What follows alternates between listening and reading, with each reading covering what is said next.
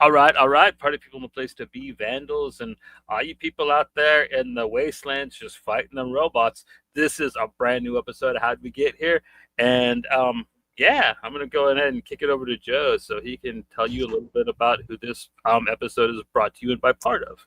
All right. So this episode of How We Get Here is brought to you in collaboration with Power Pulp. We don't fit in, we stand out. So go over to powerpulpcomics.com and pick up your one-stop shop for indie comics. There's a bunch of great creators. They're adding new titles, new creators on the weekly, monthly, anyway. So go check it out, powerpulpcomics.com. Actually, Joel, you kind of have a familiarity with a lot of the guys on there, right? I know, like, Matt and the Coates brothers, because James is Battle Beasts, or not Battle Beasts, Dino Beast is on the same label as your book, right? Yeah, I mean, I was going to say shout out to Power Pulp crew because they're putting out some great books, and I just love that initiative of getting indie books out. But yeah, connected with a lot of those guys just through social media. Don't necessarily know them super well personally, but have followed a lot of their books and what they've been doing because it sort of sits in a similar space to me. Yeah, and a few of those guys popped up on Strangers, whether it's through the distribution or publishing. So yeah, we've kind of been tracking on a similar path, probably the past maybe five or 6 years, I guess. Right on. And you want to go ahead and tell people a little bit about your book before we get like too deep into stuff? Yeah, absolutely. Yeah, so my current book is Fortress, which is a sci-fi action ongoing comic. And it's essentially about a character called Caleb. He's a cyber soldier, wakes up out of stasis after the healing period after war and finds his bionic limbs missing, and he's pretty much in the middle of a manhunt. People are tracking him down. He's kind of this pawn between different sides, trying to figure out where he fits and whether he wants a part of any of it. So yeah, heavily influenced by, I guess, Dark Horse, Terminator comics, Mad Max, a whole bunch of things. Early, sort of mid 80s black and white indie comics, that whole realm. So playing in that field and just doing all the things that 13, 14-year-old me wanted to do. A certain amount of anime too. I see in there. Or was that a response? I kind of see, of course, a little Akira. I see. I like called Technolize in there a bit. Maybe even a little Ergo Proxy. So yeah, for sure. Yeah, manga's a big part of it. Mid 90s, I was massively into Battle Angel Alita, things like that. Akira, of course. I mean, there's so many. Like I'm just stealing from everyone, really. Well, it's mostly the pod that Caleb was in when he's found. Like, it gives Mad Akira vibes, but it's cool. Like, in a good way, you know what I mean? Like, you look at it and you're kind of like, wow, dude, that's rad. Yeah. There was another. It never got finished. A book called Cybernary. Not Cybernary. What am I thinking of? Genocyber. Okay. Oh, Genocyber. Yeah. Yeah. So there's a bit of that influence there, and that story I don't think ever really got finished. So. But in terms of the action and the little bit of the body horror and that sort of thing happening, and a lot of gore in that one, or at least in the anime, I remember it kind of got bad in a bunch of places because of how gory it was. Yeah. So man, I gotta ask you about your art style because that's what really caught me. I think it was about 2 weeks ago you followed me, and like I always do it when somebody new follows me, I go hit up their account, scroll through to make sure. I want to follow him back. And the first thing I did is just was blown away because I mean, just your choice of aesthetic with the coloring and stuff. It's great. How did you come across all that? How did you decide that the pink and the green was the way to go? Yeah, that's a good question. It really came out of most of my work was black and white. So I'd been producing quite a few zines, and I guess more like experimental comics. Not necessarily playing with narrative, more playing with mood and just weird little scenes.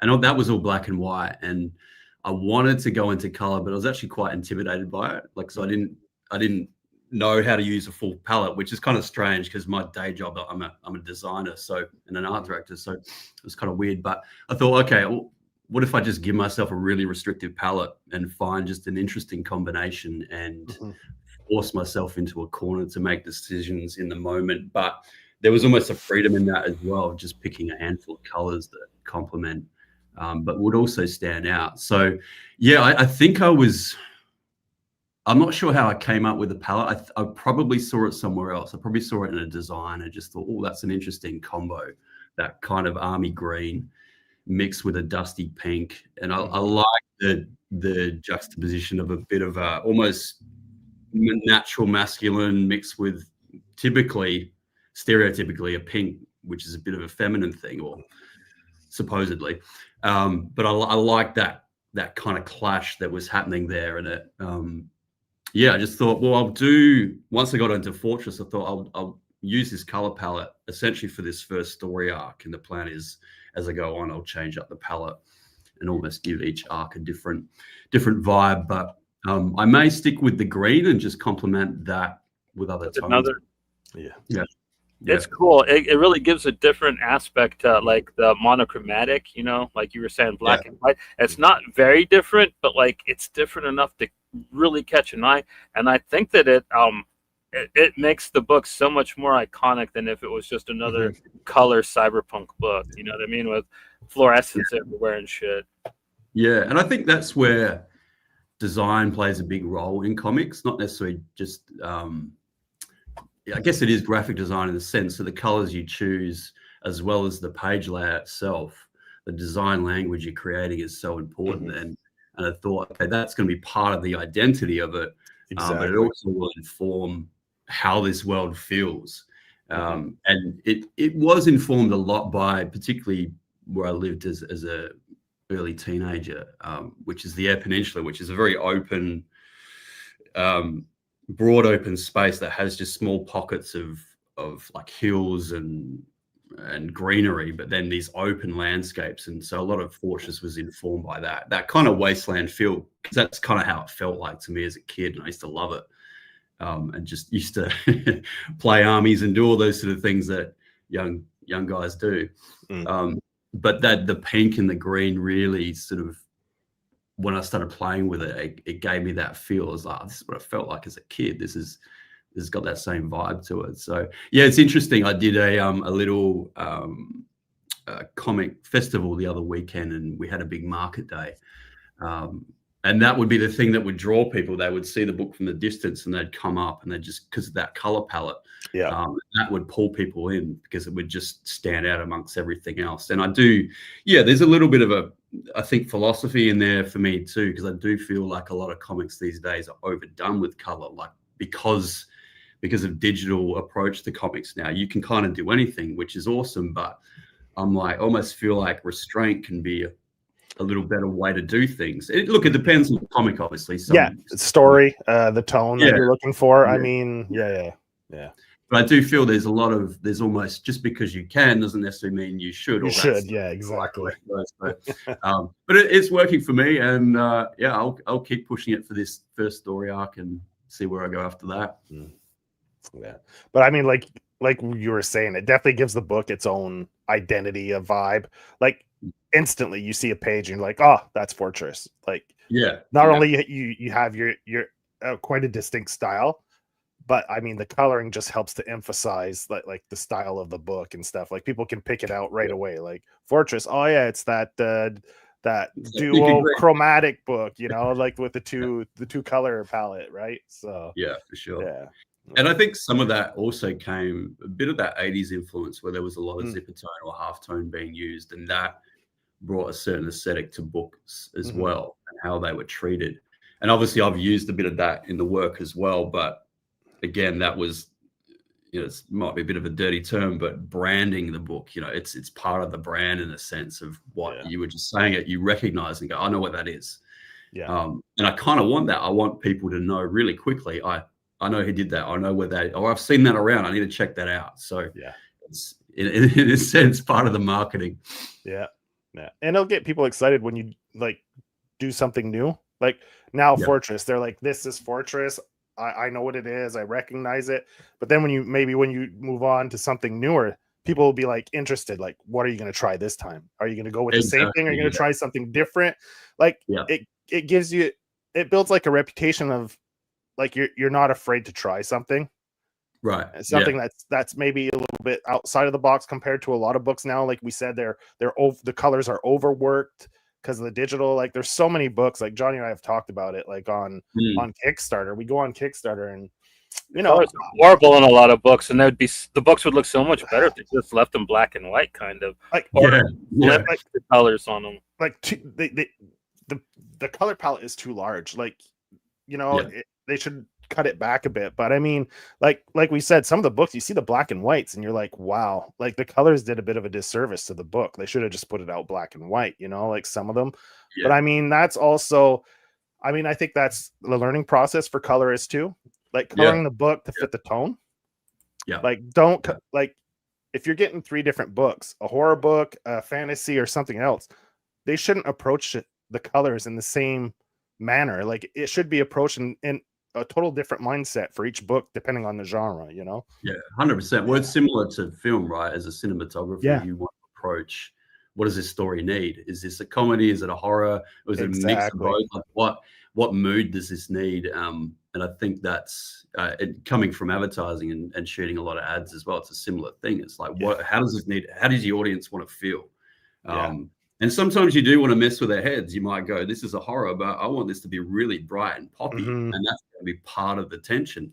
So it's playing with those things, but I think it's actually having a clear approach and and I think a lot of colorists, maybe the psychological aspect of colors. Like what kind of psychological effect does a color have? So when you're telling a story and it gets into a certain point, go with like blue tones because it conveys a calmer, and just shift your palettes based on what beat the story is hitting, And I find like you said, a book is colored the same way from the beginning to the end, where the story like will have a big emotional moment and the colors don't change throughout when it should to convey a certain emotion or another thing too is a person will have like a cartoonish type art style, and then like the colorist will use realistic dynamic coloring for it, and it just looks so wrong.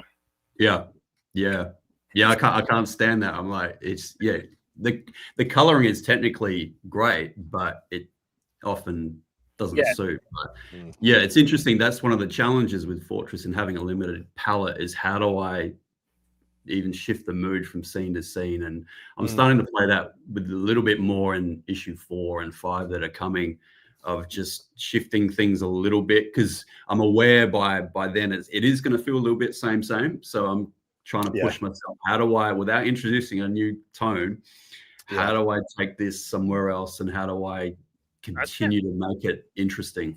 I think you might be able to throw a little like light orange in there and still make it work. Oh, yeah. I did actually play with that really early on. But I mean, you could also use like shots too, like from close up, from far, because you know how they say like a far shot is more comedic, close up is more dramatic. So you could play with your paneling that way to help convey stuff, and you use a lot of halftones too. So you could put like certain styles of halftones to try to convey a darker, mood, or so I mean, black and white comics exist, right? So I mean, you're just applying the same ideas from a black and white, seeing as how you're limited in your colors. So that's an interesting one. I have actually played a little, haven't introduced it in the book yet, but played a bit with how you use halftone as the line. So it kind of appears like it's a little gray or like softer or more in the background. So I'll definitely want to introduce that a little more. But see what it makes me. Your halftones, do you do them by hand, or are they digital? Oh, they're all digital. I would love to do them by hand, but that would slow the book down even more than it is. But I found a particular set that is scanned directly from some really old halftones, so it already has a bit of grit to it. And I'm trying to, even though a lot of the work is predominantly digital, I'm just trying to have that very hands-on feel. And I'm even so I'm using Procreate quite a lot. But my approach to using that is very much, how would I be doing that if it's just pen and ink? So even the zoom, like I don't zoom past 100% on the page. So I'm not zooming in to do a bit of detail. I'm like, if I couldn't do this in reality, then I wouldn't. I'm not going to do it. here. So I'm giving myself those limitations as well. And it's interesting because the shift to digital for me, but just kind of came more so as a way to, when I first started making the book, initially I was just going to go, I'll do layouts on the iPad in Procreate. I'll scan them out. I'll use those as kind of basically my pencils, and then I'll ink traditionally over that.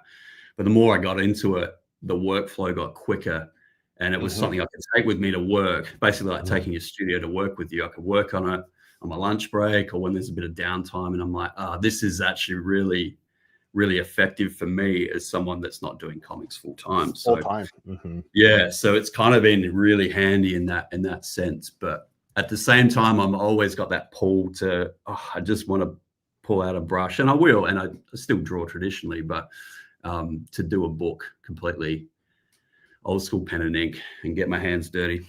It's got a hand drawn look to it, man. Like, you had me fooled, to tell you the truth. I mean, honestly. Oh, that's good.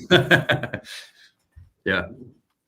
So, besides having like a really iconic look that really catches you right off the bat, like, this book doesn't just look pretty. It's got a really great story too, man. Like, I really like the lore that you kind of set up here. So, like, Caleb, he's basically part of almost like a tokusatsu, like superhero robot fighter team. Essentially, yeah. There's the details around Fortress as a team are still pretty vague for the reader. So there's more of that coming. Issue 4, we meet one of the other Fortress team members. But yeah, he's essentially, it's a post-war scenario, and they're trying to the other main character, Aitar, she's trying to stop this war getting kickstarted again. But the members of Fortress have all been scattered. So she's trying to piece things back together, but Caleb's kind of the center of it all. So, and he doesn't. Well, he wants to just like stay in his test tube. Like, he's just like, pretty much, yeah. I don't want to be part of this no more. Yeah, and that really came from, I guess, in a sense, we can probably all relate, but my own sort of trauma of going through stuff in life, and you get through one thing, and you're like, oh, cool, okay, can I just have some time to recoup and heal and whatever else, and then you're thrown into the next thing that life has for you, and it's like, I don't know if I want this. So it kind of came from that. There was a few things in my life at that time that I was going through, and it just felt like one thing after another. So I'm like, I can write from this place. I hadn't really written too many comics before that. I'd drawn quite a bit, but I'm like, okay, I just need something simple and just an emotional in that I can write from, rather than just look, on the surface, it is just a beat 'em up sci-fi book, but you've got to have that little bit of heart. You've got to have that at least nod to something deeper. So I'm definitely growing in that. Like, I think there's a long way to go from my storytelling and writing, but I do feel like there's something there. There's an emotional core there that I can play with. And again, you see that really start to play out in issue 4, where, yeah, Caleb makes some pretty big decisions. And 3, like, you introduce a lot of stuff that I found interesting too. Like, you kind of introduce that the robots actually have their own belief system and their own lore. Like, as if like if they take something from another robot, they have to either give something to them or damage themselves in some kind of way, as like an homage, as like a thank you for, like, yeah, I killed you and I took your arm, but like, yeah, like old Ed or old Roy. Old yeah. Roy. Yeah, he kind of shows us that, and when Axel like makes his big introduction, who he's probably my favorite character at this point, but I don't know if I trust him, to tell you the truth. I don't know if Axel's good or what, because he's kind of walking a line here, in my opinion. But yeah, the robot belief system, stuff like that's neat. You know what I mean? You didn't just make them like just clankers. You know what I mean? Walking around doing just robot shit. Like, they actually have evolved, you know, in a neat way. Whereas, and you didn't have to make them like cyborgs. Really, there are cyborgs in the book, like Hexion and stuff like that, and the bounty hunters, great characters too. I love the story, about the bounty hunters. They're doing what they're doing basically so they could get the husband's memory files back from is it Boron or yeah. Which I love. His name's almost Moron, but with the Yeah, that was a little bit of a joke. I'm like, I couldn't get away from it. I'm like, is it too cheesy? And I'm like, oh, what the hell? I just run with it. I feel like any name with a V like that, there's always a bit of an edge to it. And yeah, I just stuck with it. I'm like, yeah, let's go with it. I want to take this seriously, but I also don't want to take it too seriously. I want people to have fun with it. So there is an element of Saturday morning cartoon to it. That right there makes me think of the cover of when they had the new Death's Head, and he's holding the old Death's Head. Yeah. It's like it's almost an homage to that. Yeah, and that's funny you mentioned that, because that wasn't registering, and then I saw that comic, obviously, the when cover. I was a lot younger. Was that Liam Sharp? And I'm like, that's where it's from. It's just been sitting in the memory bank way back there. Because I'm looking at all my stuff, and I think we all do this, right? Like, you create something, and you're like, this is no way completely original. I'm pulling on something. But yeah. Back to in terms of old Roy, I love the idea of these, particularly the robots. They've been collecting data, and they're going to have remnants of whether it's other people's memories or things that they've experienced that they're collecting, and it almost forms its own consciousness in a sense. And without getting into the AI stuff too much, it is a little bit of a nod to that, of these things that are kind of evolving and growing, and where does that lead us? And the world of Fortress, I'm not trying to necessarily figure it all out scientifically. It's still very much, blow up robots. But I kind of want to have those little nods to what's happening in the real world, or things that we can kind of go, yeah, where might this take us?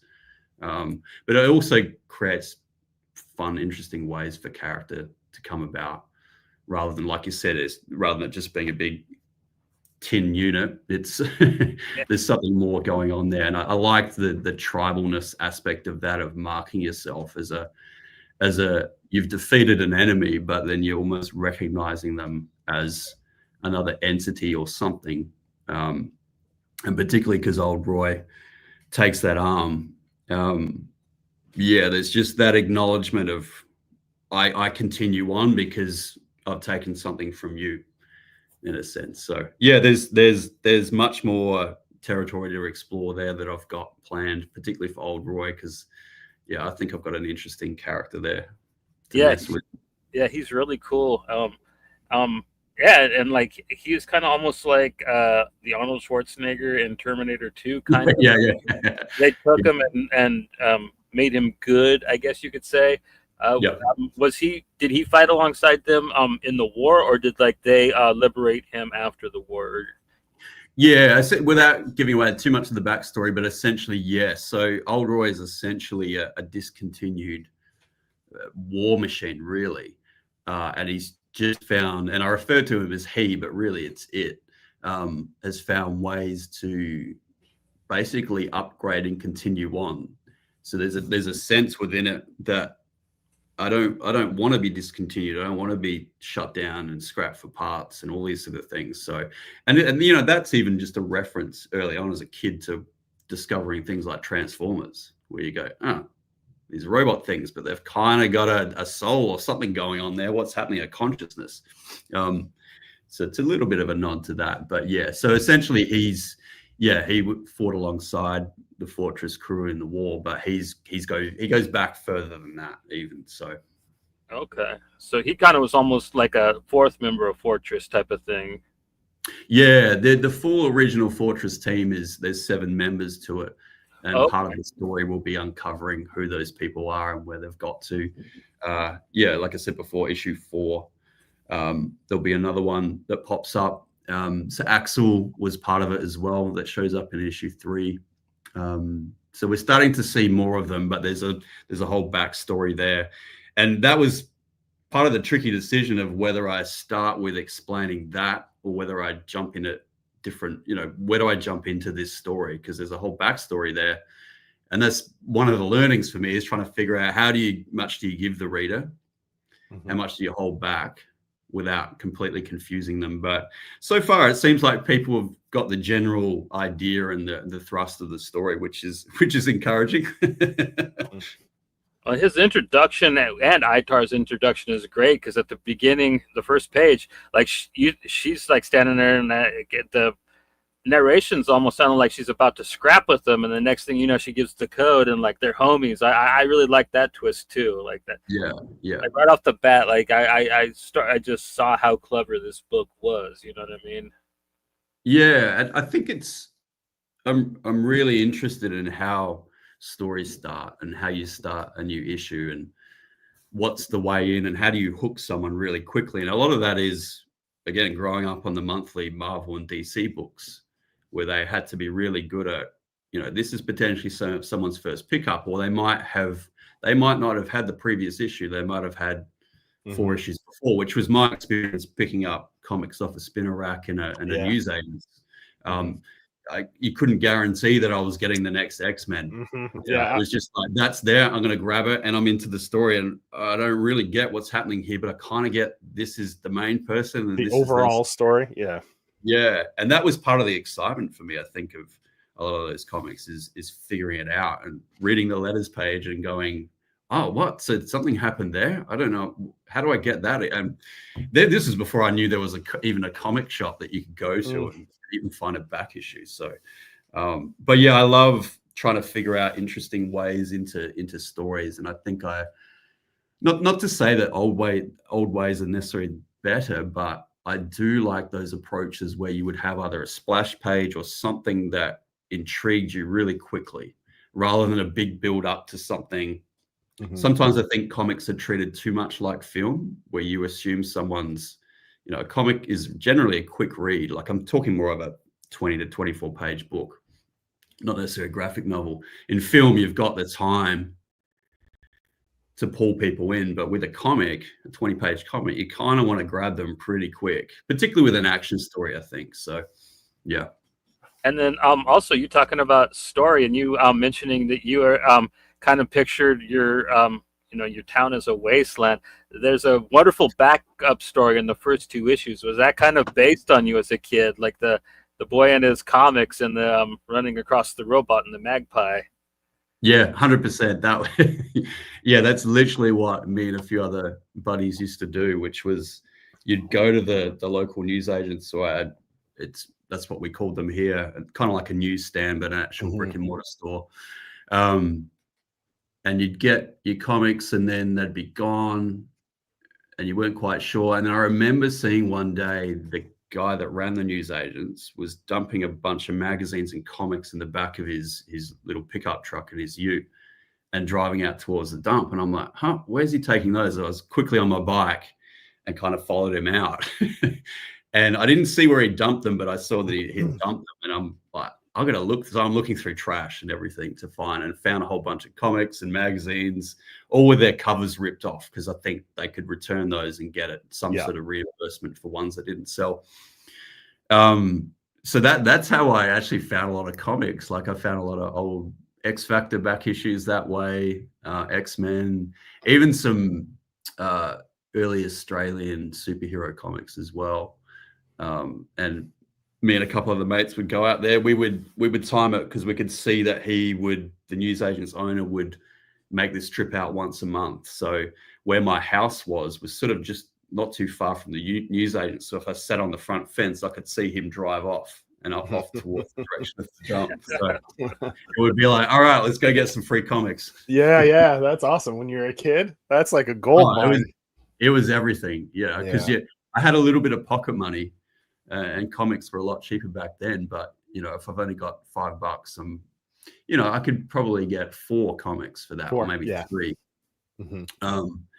But if you can grab another 5 or 6, for free, hey, yeah. So if the cover's not be damned, at least you get to read the story, right? That's it. Yeah. So it was literally like finding gold and finding that treasure and just going through the trash, which is kind of hilarious. Yeah. So, yeah. Well, I mean, when people go to yard sales, it's the same thing, right? It's the step before it ends up in the trash. The next step is it ends up in the trash somewhere. So yeah. And look, I've always loved that that idea of discovery, and whether it's a secondhand bookstore, whether it's looking through a dollar bin, that idea. And I've got a background as a DJ as well, so even looking for records and old records and finding out who sampled this and where did this come from. So I love that sense of a hunt and discovery, and finding. You're not sure what you're going to find, but you might find something that's, could change things for you, and I love that aspect to it. So that's an interesting note. Like, what would you set as the soundtrack for Fortress? Just wondering. Yeah, good question. I was actually making a little bit of a playlist the other day to put up on Substack. This is the soundtrack. So it varies. There's a kind of it's a single guy, but sounds like a group called Casino versus Japan. Makes sort of electronic music. That's been a big soundtrack. I'll often put his stuff on while I'm working. Look, to be honest, the first Terminator soundtrack. Dun, dun, dun, dun, dun. Yeah, love it, so good. But yeah, there's a lot of kind of more industrial electronic music that I'll just search on Bandcamp and just play. Right on. That's how I find music too. yeah. So less about Spotify, more about where are there some undiscovered. Again, it's that sense of digging. It's like, well, I'll put a tag in for this type of genre of music. What comes up? And you find some really amazing music, and like these guys, they never play shows sometimes, you know what I mean? That like they just made this music at their house, and and they're trying to get anybody they can to listen to it. And sometimes it's better than the shit you hear on the radio.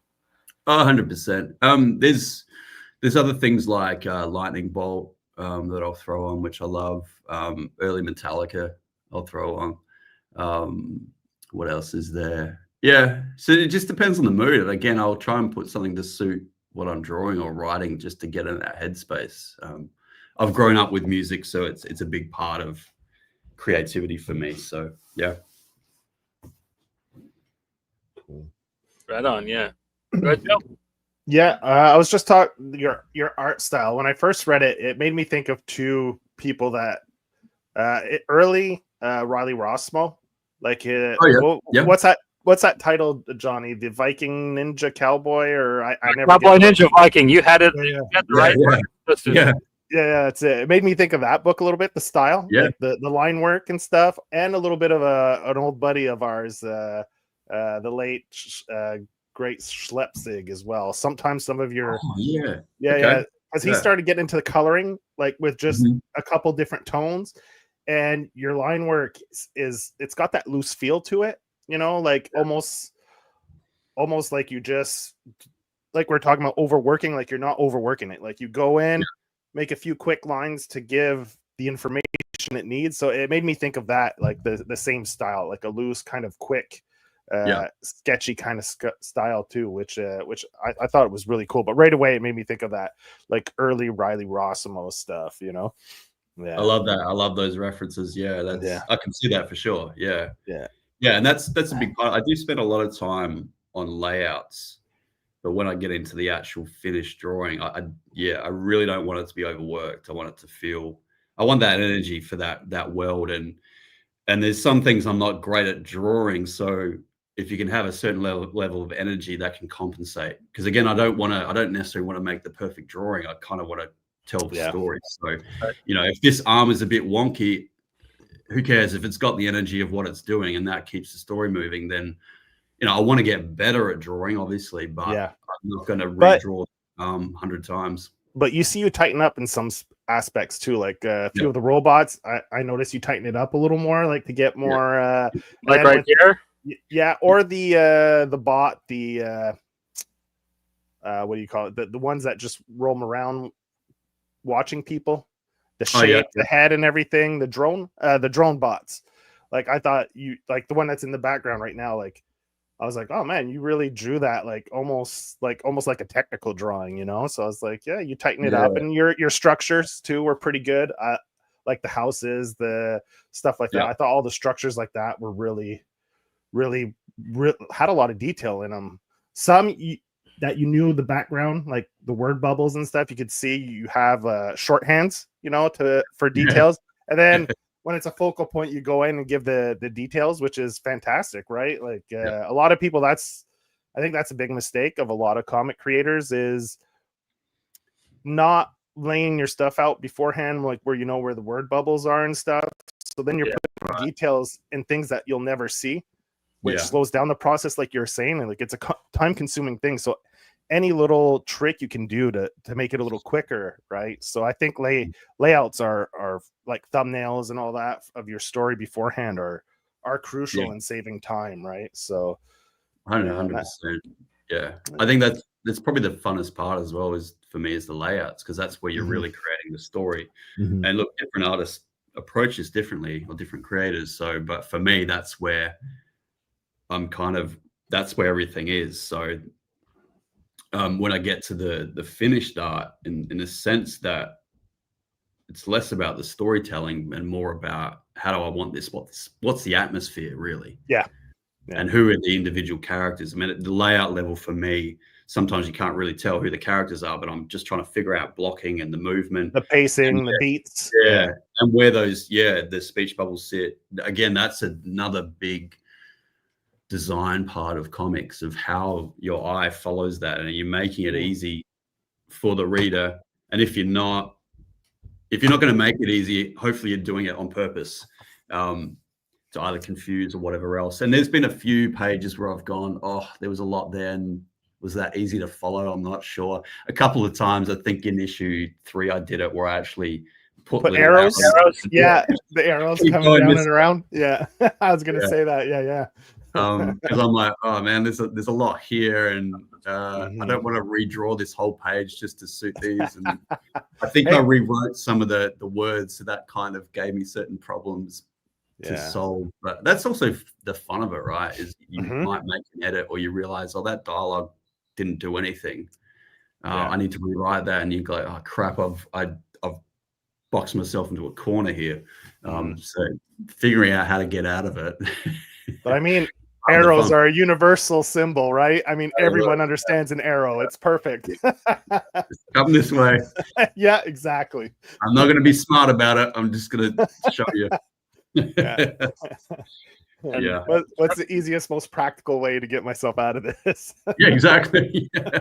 And I did a similar thing with the panels on. There's a kind of a double page spread where you see Hexus sort of up with his big barrel gun that stretches across one page. Yeah, and you can sort of see I used the arrows on the panels just to pull you across, just so it was super clear. Yeah.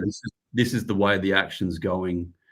Because sometimes I've seen people do those sort of layouts, and your eye gets a little confused as to where do I go, and even the shape of the edge of the kind of the hill that Hex is on is leading your eye that way. So it's all those, again, that comes back to design. Yes, it's drawing, but are you pointing people in the right direction? Are you laying the page out in a way that just your eye naturally goes a certain way? So it's all those things. Like a cover or whatever. Like, you don't want to lead the eye off the page. You always want to try to bring the eye back in, right, where you want it to go, right? Like you were saying, or else people can get confused on the order, or like and sometimes people. Sorry, you go ahead. You go. I was gonna say, like, sometimes people just like put substance ahead of, like, oh, it looks awesome, but is it functional? Like, right. As sequential art, does it work? Like, it's like the interior is a completely different beast than the cover, right? The cover, you can go in with more detail, make it pretty, but when you're telling a story, it's got to make sense, it's got to flow. Otherwise, you lose the reader, right? And you want to make it a pleasurable reading experience. And I think sometimes people worry too much about making it pretty, right? Sometimes you should forget about making it look super awesome and focus more on, like you said, like the more important thing is the flow. Make sure the story, your eye flows the right way, so that it's an easier, better, more enjoyable reading experience. Yeah, 100%. It's again a bit of an old school thing, but I love comics that do, at the end of a page, there's something the character is doing that draws you to the next page or makes you want to turn up, sends you back in. And I don't see it as much now, and it's something I'm trying to do a lot. in my stories, where even if it's just a look, or it's just might be the movement of an arm that just pulls you that way and gets you to just naturally turn. So the only people that do it are horror comic writers, horror comics nowadays, pretty much. Yeah. I didn't mean to cut you off, but I was going to say. No. It's the simple. It's sometimes the simple things. It might even just be characters walking through a doorway, and that psychologically is sending you to that next page. So it's all that's, there's so much, like talking to friends that don't read comics or know much about comics. When I talk about this stuff, they're like, oh, okay, so you're not just doing like fun drawings here. It's like nilly-willy, like but it's interesting. I use I don't have an editor or anything like that, but I use my wife as a read. I get her to read through the book and go, she's not a comics person. I'm like, and just get her to read it and tell me what happened. What was the story? Yeah. And if she gets some hold-ups and she's like, I'm really confused here, I'm like, okay. Yeah. There'll be other times where she says, I didn't really get this little bit, but I get the overall story, and I'm kind of be like, oh, that's a bit of a comics insider thing, and my audience will get it, so I'm not too worried. Yeah. But in general, if she can get the story flow and what's happening, I'm like, okay, I'm in a good place. Yeah, you're on the right track. Yeah, exactly. Yeah, you're not losing anyone. Yeah. But man, I really appreciate a good turn page. There's something about a fantastic turn page that's so satisfying in a comic. Like it's a thing of beauty. Yeah. I wish, like you said, I wish people plotted their comics out more to give you that beautiful turn. And sometimes it's that turn page, you get that double splash. Yeah. Like people work it up for that middle where you could almost take the staples out, right? And put it up on your wall as a poster almost, that perfect center splash page. Oh, that's so satisfying. You get it every once in a while, but it doesn't happen that often anymore. Yeah. I actually just reworked a few pages in issue 5 for that reason, where earlier in the story, there's just like where these 2 pages were sitting weren't working for me in terms of the page turn. It was really bugging me. So I actually condensed some of the story so I could get the page turn where I wanted, and added an extra page further down where I needed more breathing room. And then I was like, this just works. And it took a little while to figure it out, but it was just bugging me so much. I'm like, I've got some action ending here and starting here, and it's not the right place because it's killing how it bit ends here. And I want to use that page turn to help the scene transition and move from one scene to a different scene, rather than you're seeing already because your eyes are already drifting. And I'm like, I don't want that. I want the reveal. So and the payoff, it's worth the effort because the payoff for the reader. Right. I mean, that those moments, like a comic reader will always remember those moments. Like, and that'll become their favorite issue of that year just because of that one moment. They'll remember that. That's like this is the single issue best issue of the year. Because the story led here, then boom, you get that beautiful like reveal, and it's on a turn page, and it's like it just all works so well together. Yeah. There was actually, to give a more current example, there was, I can't remember which issue it was. It's the new Transformers book, when Daniel Warren Johnson was drawing and writing the first 6 issues he did, but I think it's in about issue 3 or 4 where there was a page turned into a double page spread, and it's the first time in years that I've gone, whoa, like that review. I'm like, he's doing old school comics how I like it. Well, not even old school, but just doing comics how I like it, and how you like it. That's the beauty of it. He's probably the one guy in the mainstream that can pull that shit off nowadays too. Yeah. He's got the leverage now. He's got the clout that they, the bigger publishers will go, do your thing.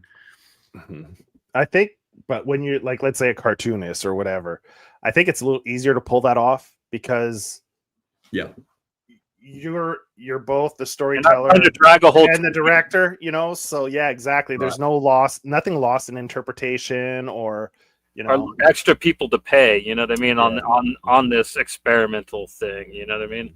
Because this guy's just, I think he doesn't color his books, right? That's the only thing he kind of doesn't do, right? I think so. Yeah. I think Hollingsworth does his coloring, or I Or Spicer. Is there a guy named Spicer, that's Spicer? right. Nick Spicer Yeah. did the coloring. That's who it is. Yeah. One of them guys that colors all the books. Yeah, one of those guys. There's like 5 guys that color all the books. Yeah. Well, you have a few. You have a good dozen that are really huge reputations as colorists. I'm going to lead off of this comment here. And like Joe was talking about structures and stuff, I'm going to go with Itar's car. And that's completely Rodimus Prime, right? Yeah, there's a little reference there for sure. There was I can't actually remember even the model. It's a Holden car here in Australia that people were like that long gone in terms of producing them, but people will soup them up a little bit, put these massive four-wheel drive wheels on them. So I found that as a few references. I should probably share those in a Substack actually, just to show where it comes from. But I just love that repurposed car. And sort of, they had an earlier version where they had sort of like a gun on the top of it as well. But yeah, that car will make a return in issue 4. Actually, that's in there. But yeah, there's always a nod to something with these. So yeah. So you said you're already working on issue 5. Is that like, are you just laying it out, or are you actually like drawing it and writing it, or? Yeah, drawing and writing it. So issue 4 is almost done. I'm just making some tweaks to that. 5 is pretty well underway, and then 6 is more, so almost done all the layouts. So there's a bit of work to do, and just working out the scheduling at the moment. So issue 4 will be out in December. Nice. And then I'm thinking, and I've yet to talk to Eddie at Strangers about this because he's the one that helps me schedule it all.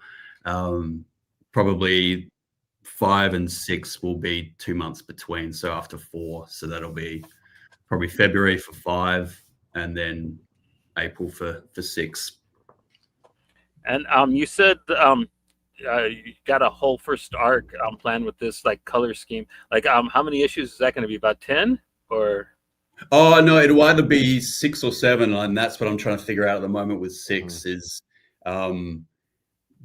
I've got this definitive end to the arc in mind, and I'm just wondering, will it all fit into 6 issues? So I'm weighing up at the moment whether I do a 7 or whether I just do a big beefy issue 6 and make it, I don't know, 40 pages. Oh, Johnny and I love those thicker giant sized issues. We love like those 50, 40, 48, 50, 60 pagers. Those are awesome. But yeah, I've got specific places I want to get certain characters to. So it's all revolving around that. Yeah. But the plan is to get that first arc done, and then we'll release that as a collected at some point next year. Cool. There's when you originally you self-published this in the beginning, right?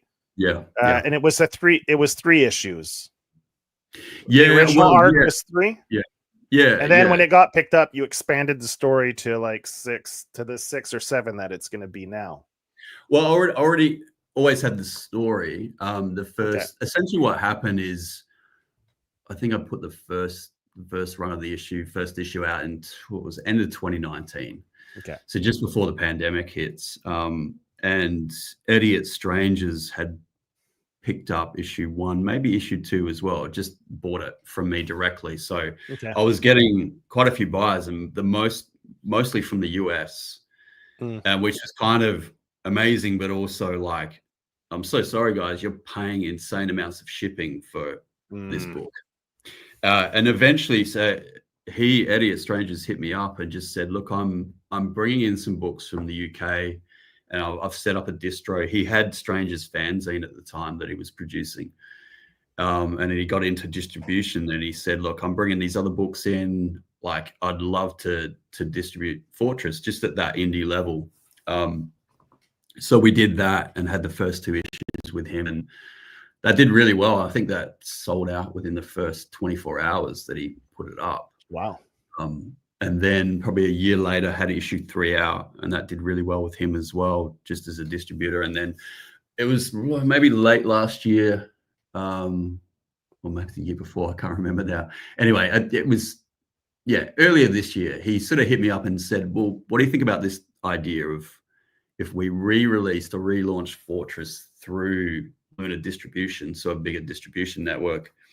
And he said, you just knuckle down and get the rest of that story done, because he knew that there was a bigger story. He said, but you're just going to have to commit to getting it done. You know, you're up for it. And I'm like, let's go, let's do this. So that's that was the background to that. So there was always the plan to do in the initial release, continue that story on, but there was just a lot of life things happened. My dad passed away, a whole bunch of life stuff happened. Sorry. Yeah, which was a couple of years ago now, but you know, it's all those things that you sort of think. And there was a period of time there where I just thought, I don't know if I can be bothered making comics anymore. Maybe I'll just make little zines and do illustration, but the energy that it takes to make a comic and do it all on your own is huge. And I was, for a period there, I thought, I don't know if I can be bothered doing this anymore.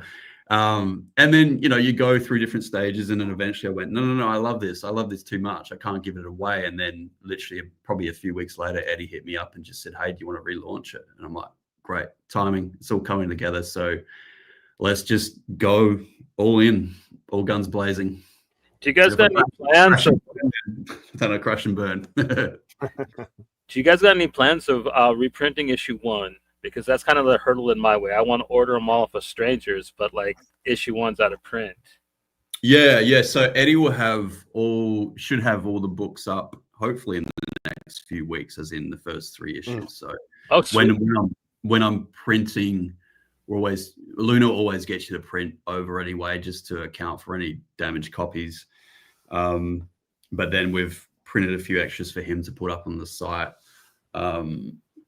I will put some up on my own site, but I'm a little hesitant because like shipping to America at the moment, I think the Australian Postal won't even ship to America unless it's a letter at the moment, just because of all the tariff stuff and all that drama. Won't get into it. But I probably will put a few of them up on my own site if people get really stuck. And I might just, if someone from the US orders from me, I'll just say, I can probably only send you one. Or one at a time. But again, the shipping costs are just insane. So Eddie will have some copies there. He's just got a million other things happening at the moment. But as far as I know, there's still a few issue 1s floating out there at different stores if you do a bit of a Google search for it. But again, it just depends on how willing you are to pay for shipping. I mean, I think Third Eye Comics have still got a few issues of 1 around. I'll wait for him to put in more up. I like ordering from like a place where you get the money, or like at least Eddie will get the money. Yeah.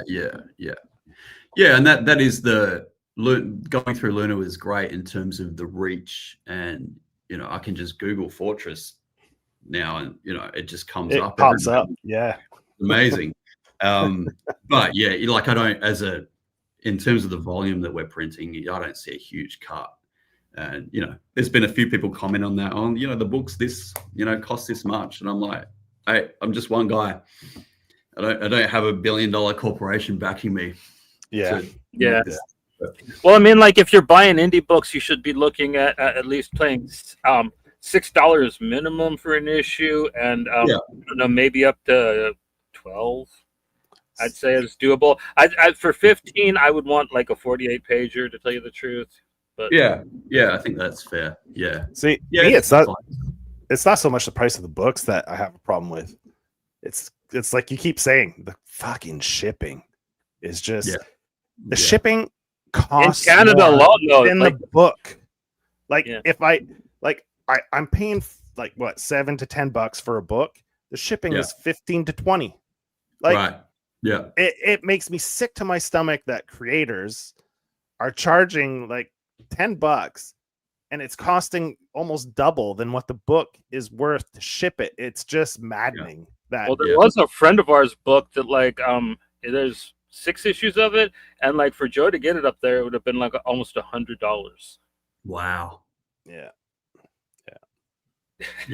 But thank you, thank you, Power Pulp. Yeah. And now I got those books and a bunch more for flat rate shipping, which was awesome. And that's the beauty of something like a Power Pulp. like bringing a whole bunch of creators together under that one and that distribution model. That's just, I love seeing that. We need more of it for indie creators. For me, that's where most of the interest in terms of comics lies. There's a few mainstream books I get, but nothing that I follow massively consistently. It's usually creator based. I've fallen back into the Image trap a little bit. They just got, for a couple years, they were really stale, in my opinion. But like, they have a bunch of really good stuff out this year. You know what I mean? That I couldn't pass up getting into. But yeah, aside from that, like me and Joe have been like pretty underground, you know, for the past 2 or 3 years. That's pretty much been our bread and butter. And I don't. We just enjoy the guys from that scene too, or the guys and gals, I should say. Like they got great personalities, great sense of humors. They are doing some of the best books out there. I'm surprised that, like, you know, they're not bigger. You know what I mean? Like, they still have to work day jobs because, in my opinion, like they put out better books than like Boom or like hell of the other companies out there. You know what I mean? Yeah. Well, I look at a guy like Tony McMillan and the work that he does. Like, he's one of my favorite creators. He's incredible. Yeah, and his pinup was great. Sorry? His pinup for your book was great. Yeah. So and I want to do more of that. I want to be able to just put those types of people in the books and just do, hey, a pinup. And, you know, I'm paying everyone for it. Like, I don't want to go, hey, just do me a favor here. Like, I can't pay much, but I want to at least acknowledge the work and give a little bit of extra light to people that I'm digging. I'm sad that he has to push his books on Etsy. You know what I mean? He's too good for that. I just recently got Lumen. I actually read it, finished reading it last night. And funny enough, he does a lot of the arrows, you know, who's talking kind of like you do. So, he is. I hope this Two Kids in a Trench Coat helps push him over because the book just looks incredible. And it looks like it has a wide appeal range to it. So I'm kind of hoping that works out for him. He is too good to be just pushing his shit on Etsy, in my opinion. Yeah. I want to bring up one little thing here. Yes, There's sir. Issue 2, I believe. This is issue 2. Yeah. I love this cover because it's such a throwback where the villain's bigger, larger than life, just like looming over the main character, the protagonist, right? Yeah. It's got such a classic feel, like the layout and everything, with the hands, the menacing hands, like coming in. I love this cover. Like, since the Doom, this is like 101. How do you want to make a cover that tells a story? This is like 101 on how to make a great cover that tells the story, you know? It's fantastic. Thanks, I mean, I have nothing but good things to say about this. I love this cover. It's so good. Yeah. And the other one, issue, what's issue 3? Is that the one with the sniper rifle? Yeah, with Hexen on it. Yeah. Do we have that one? Is it this? Yeah. This one here? That's the one. Yeah. That one, not like kind of in a non-direct way, makes me think of that Amazing Spider-Man Punisher cover. Yeah.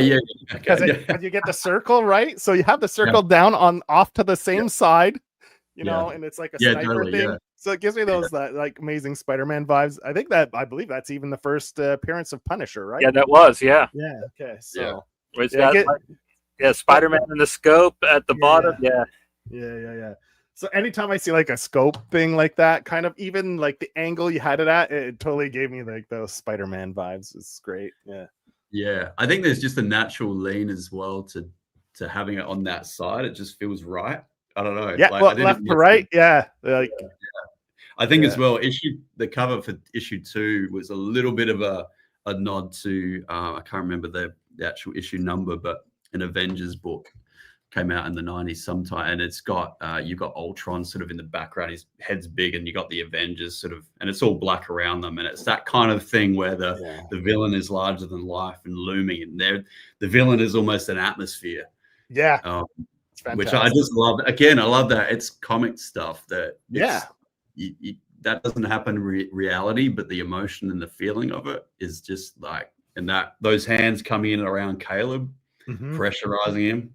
Yeah, man, that's and him with his limbs still missing. Yeah, it just got this really sense of like doom and tragedy to it. You know, if you do cons, you should print that out as a pencil and ink it, and just do like a one time like that cover inked and just sell it as an original piece.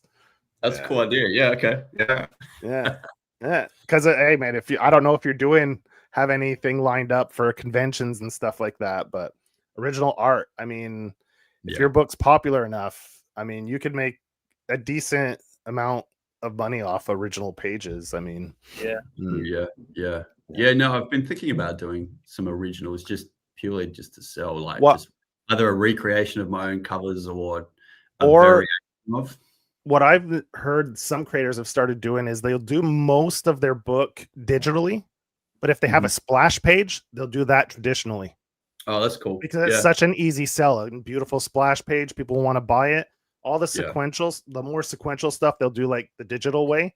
Then they'll pick like their splash pages and they'll do those traditionally to have like something they could sell for original art and stuff like that. The kid I had on Wednesday, Elliot, he draws his book digitally, but like as part of the Kickstarter, like if they buy original art, he will like redraw the pages, pencil and ink. Because I think it's pretty rad, but it's also kind of funny that he like does double the work for that.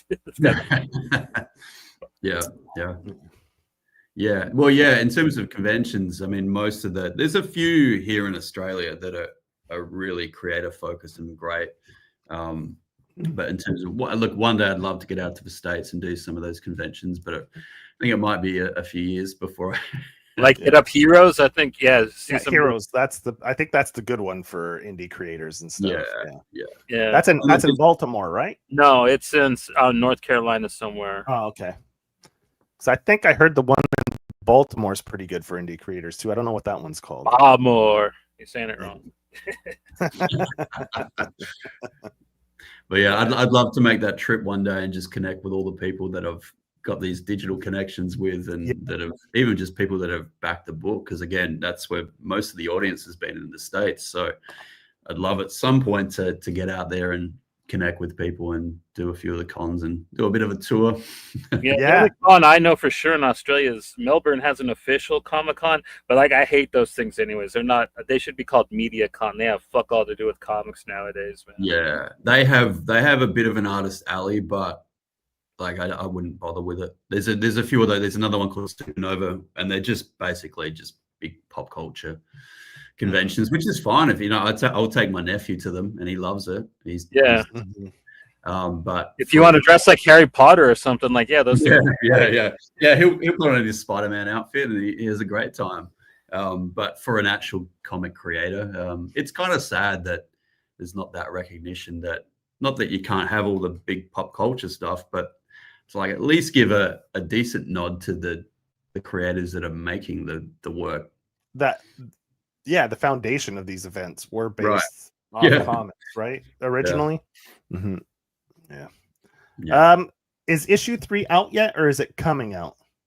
Issue 3 is coming, so that'll be out early October. Okay.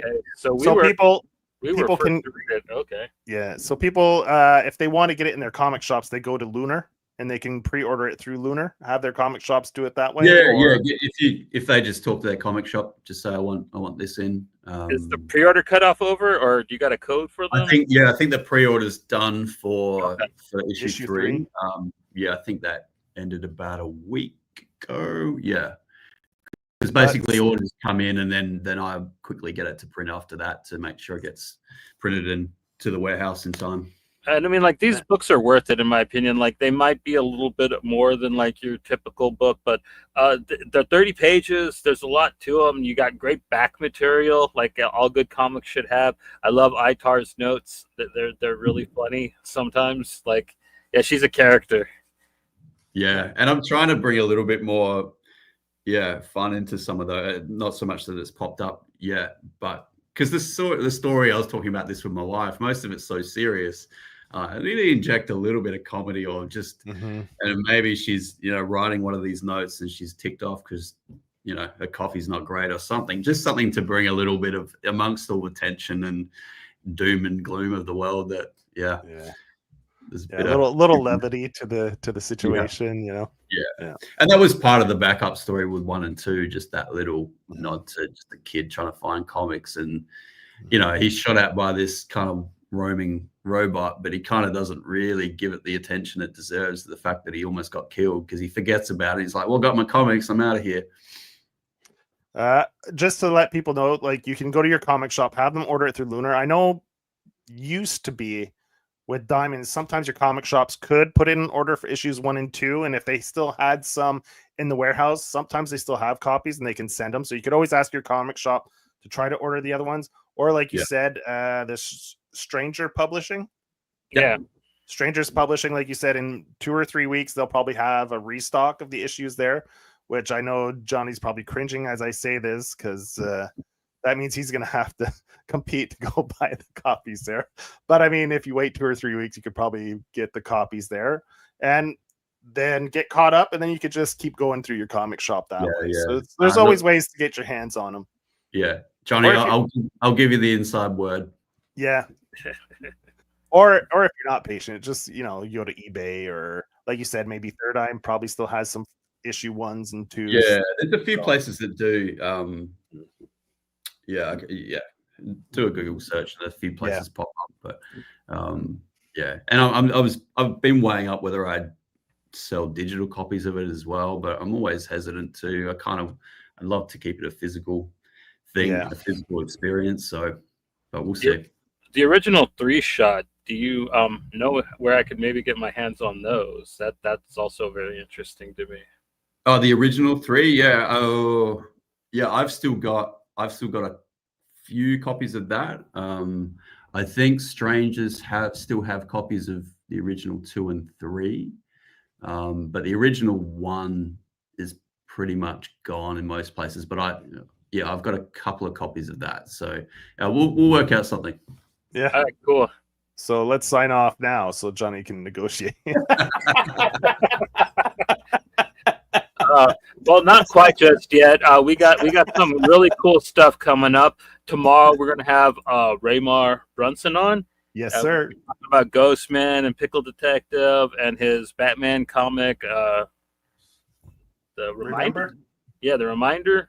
Yeah. And then we got on the 4th. Oh no! Actually, before that, we're gonna on next the 1st. Wednesday on the 1st, we're gonna have our first Tales from the Power Pulp. We're going to be doing a read-through of The Derelict. We're going to be doing a little bit of voice acting on it. It should be fun, man. We're going to be trying to bring a different level to our comics. And this is Joe's wonderful idea. And, yeah, dude, Joe is just... Yeah, we're going to be reading my personal favorite, Wizard of Paint. This issue is just gloriously depraved in all the worst and best ways possible. And I hope we talk more people into checking out Alex Delaney's work. He is incredible. And then on the 4th, we're going to have our friend Zach Quintance. He's going to be here to talk about Macabre Valley. That's his Kickstarter that's running right now. It's a brutal werewolf comic. And oh my God, if you haven't seen the A cover for this thing, go on Kickstarter. Look at it now, man. It's like one of the beautiful... I don't even know why he bothered having fucking variants with that A cover. And then the 8th, we're going to have... no, the 6th. Oh, the 6th. Yeah, the 6th. My bad. It was originally the 8th, but Joe has Thanksgiving. The 6th, we're gonna have Josh Makis on. We're gonna talk about Nightmare Nexus and Sucker, and you know the funny thing about him putting Sucker out on the 10th, and it like very closely kind of resembling an event that happened this year on the 10th. So that's kind of fun and funny. And that's just kind of the beginning of our October. Our October is going to be chock full of packed with interviews. Like we did have an idea of like maybe doing something like horror based for Halloween. Nope. We're just going to be talking to folks. We got lots and lots to come up. Me and Joe just need to make the thumbnails for them first. But until then, man, we will see you guys on Wednesday. Oh no, we'll see you guys tomorrow and then Wednesday. Then Wednesday. Yeah, I dropped out for a second. So thank you, Joel, for coming on. It was a pleasure talking to you. And, yeah. So everyone, go check out Fortress. Just Google it and just buy